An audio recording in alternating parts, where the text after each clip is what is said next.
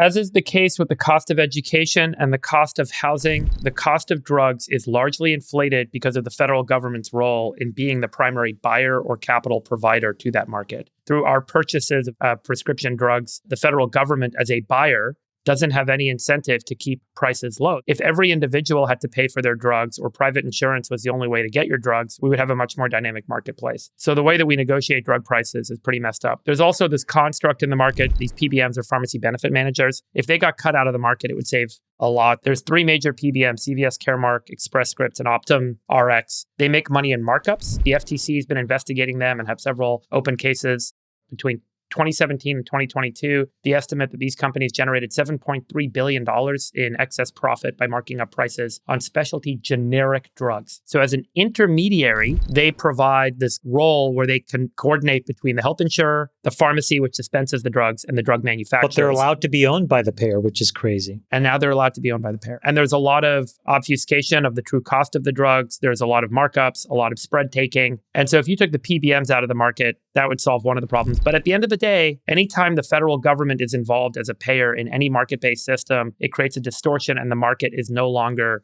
free or efficient.